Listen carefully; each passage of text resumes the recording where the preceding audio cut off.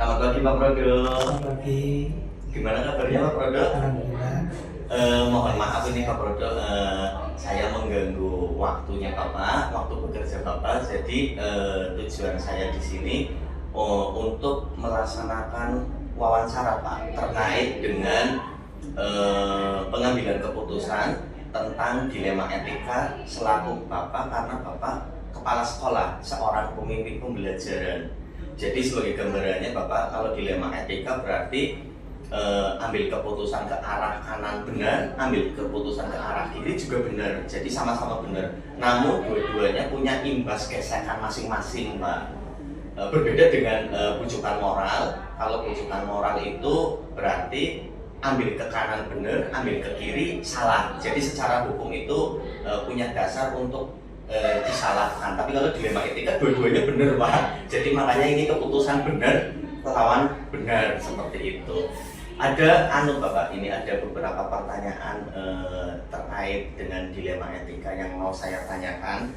Yang pertama ini Pak, selama ini menurut Bapak cara mengidentifikasi antara kasus-kasus dilema etika dengan kasus-kasus kasus-kasus pujukan moral itu seperti apa Pak? Bagaimana cara Bapak mengidentifikasi? Oh ini kasus dilema etika, oh ini kasus pujukan moral.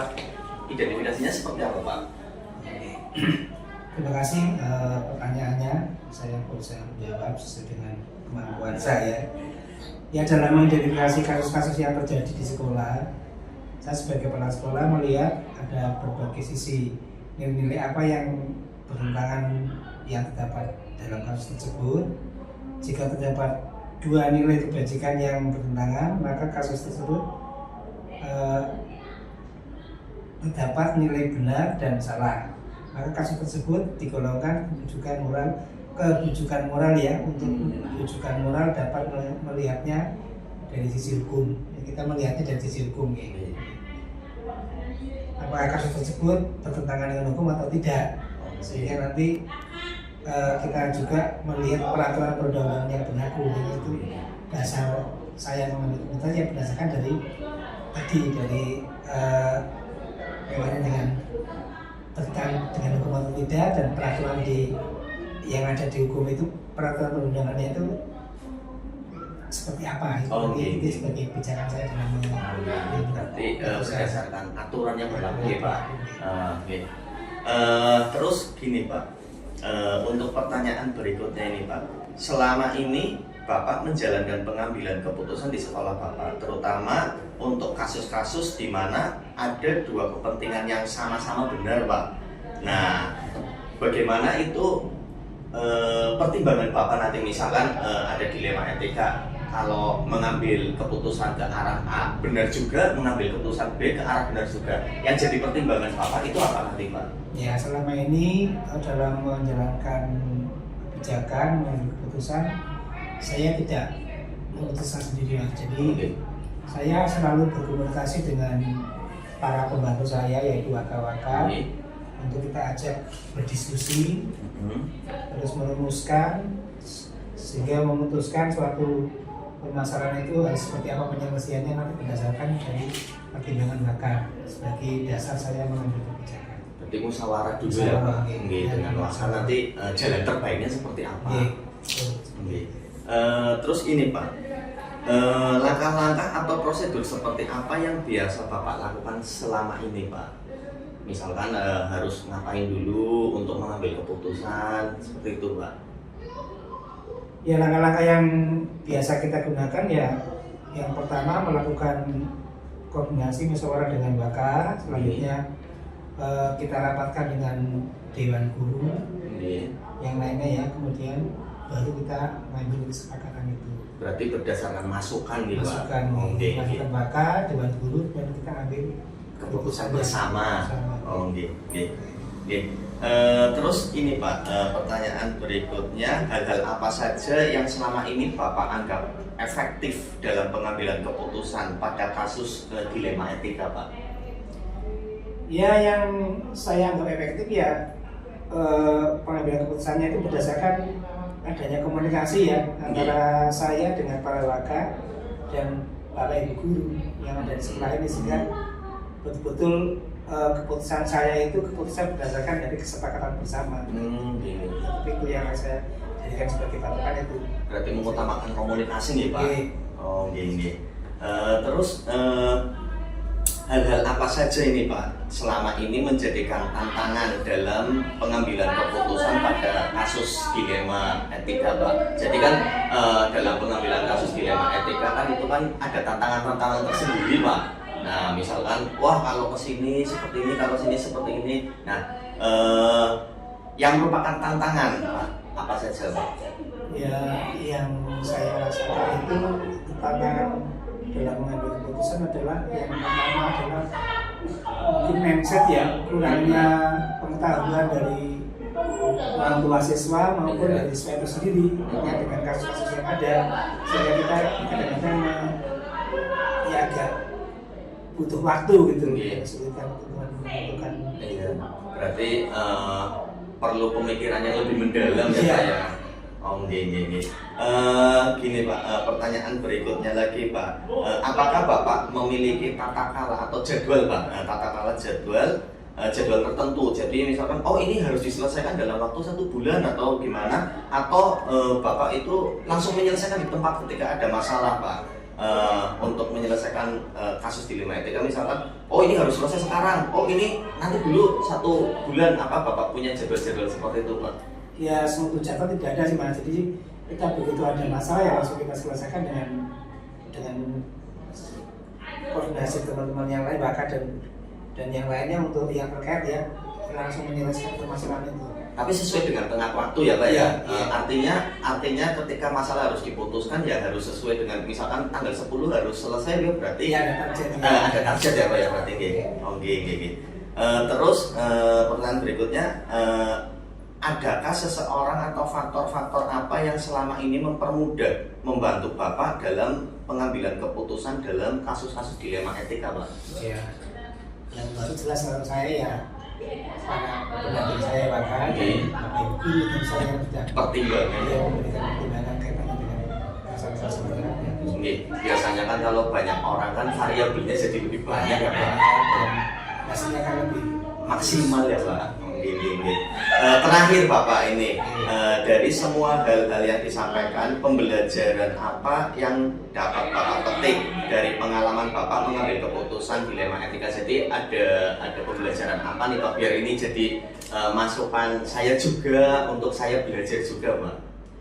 ya mestinya dalam suatu kasus itu mesti pembelajarannya dapat dipetik ya memperhatikan budaya atau mungkin kebiasaan kita ya dalam berkomunikasi di lingkungan sekolah untuk menyelesaikan masalah-masalah yang ada, sehingga sebuah keputusan itu diambil berdasarkan masukan-masukan dari berbagai pihak yang teman-teman ya Pak, rekan-rekan kerja, iya, PKK, guru, tata usaha, pihak yang terkait dengan permasalahan tersebut. Oh, gini. Oh, gini Pak, matur suwun Bapak, ini atas waktunya sudah menyempatkan untuk melaksanakan sesi wawancara ini. Saya sangat berterima kasih. Ini hal baru untuk saya buat belajar Pak. Jadi saya ucapkan terima kasih Bapak. Saya mohon izin untuk undur diri. Matur suwun Bapak. Terima kasih sama-sama. Mohon maaf apabila ada kekurangan dalam menjawab pertanyaan yang tidak bisa. Karena sebenarnya keputusan saya. Oke, sama-sama Pak. Iya Pak.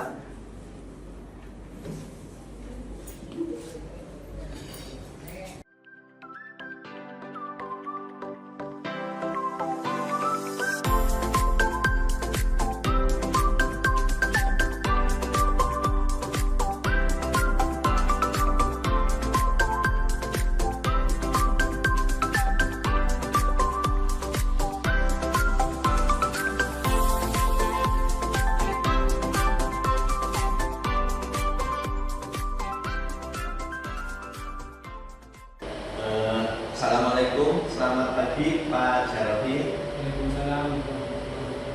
Apa kabarnya Pak? Alhamdulillah sehat. Alhamdulillah nih Pak. Pak Jarofi ngapunten, mohon maaf ini sebelumnya kedatangan saya ke sini dengan tujuan melakukan wawancara Pak. Jadi terkait dengan dilema etika. Dilema etika itu kan berarti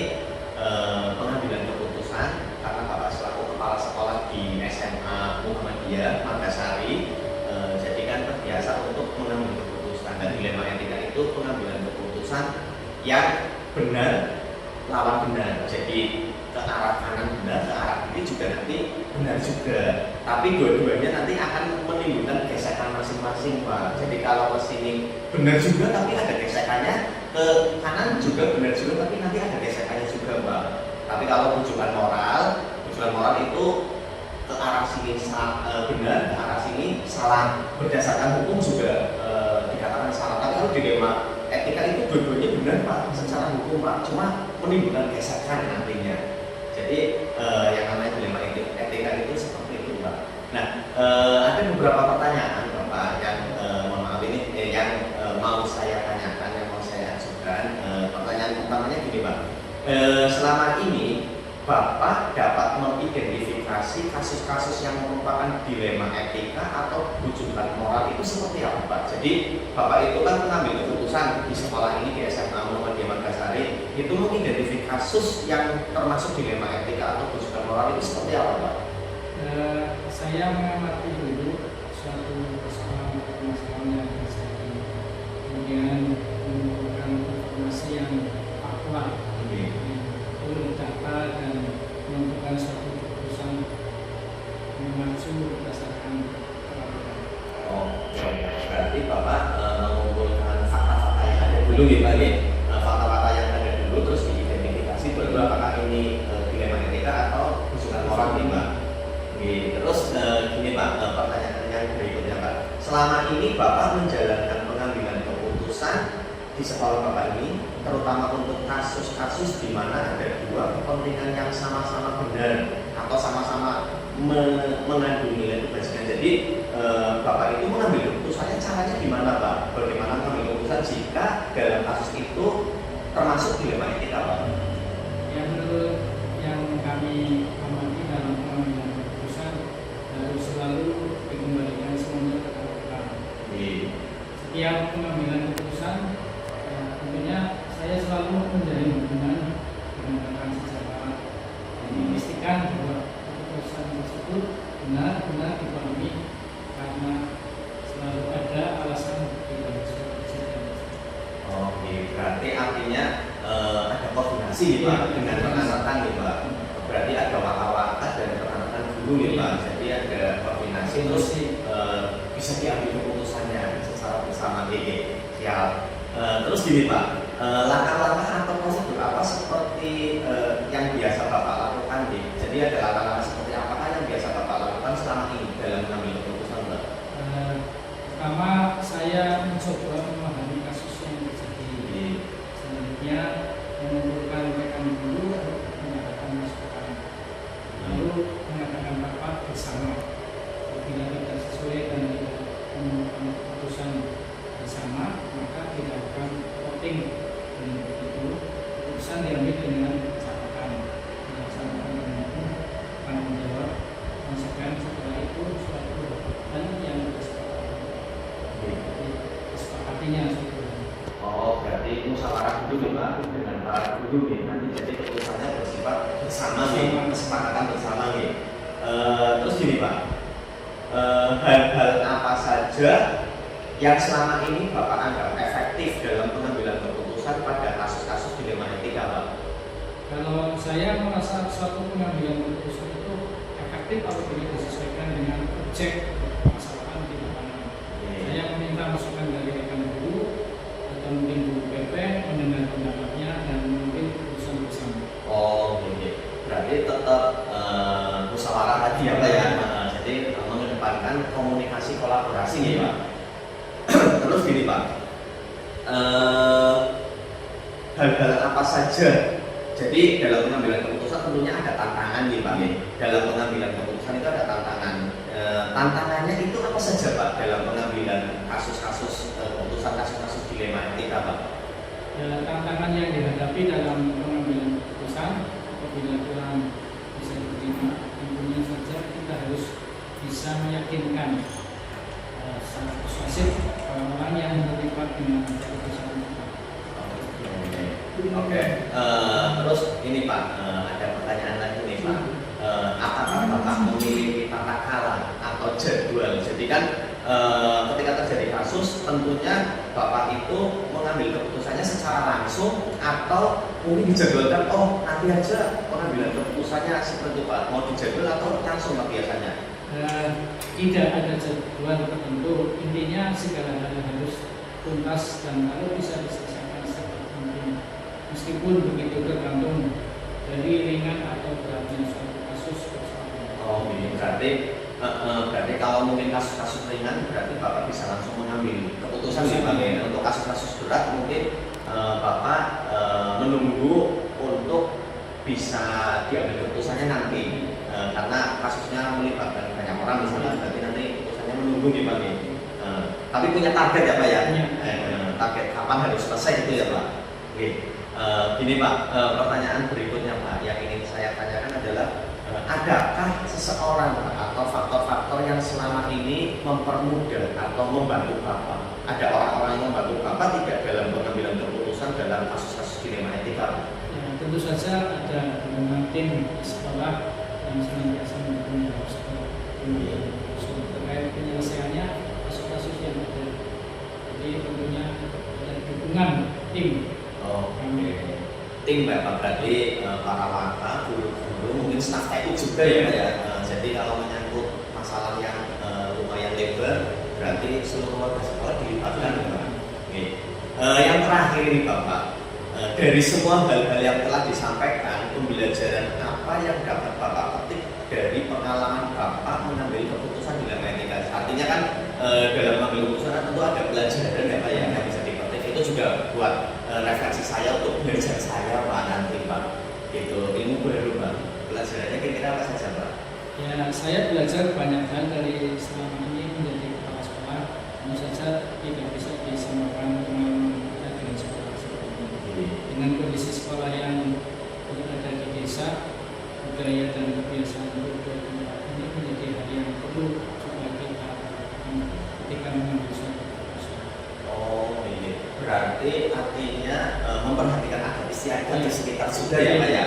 Oke, ini Pak, jadi kiranya itu saja Pak yang beberapa pertanyaan yang saya tanyakan. Sebelumnya saya ucapkan terima kasih nih Pak, mohon maaf mengganggu waktunya Bapak. Saya mohon izin untuk bisa melanjutkan kegiatan Bapak. Saya sekali lagi mengucapkan banyak terima kasih kepada Bapak selaku Kepala SMA Muhammadiyah Margasari. Mohon maaf bila saya ada salah kata nih Pak. Pak Usul Bapak. Sama-sama, mudah-mudahan sukses selalu. Amin, amin. Bapak.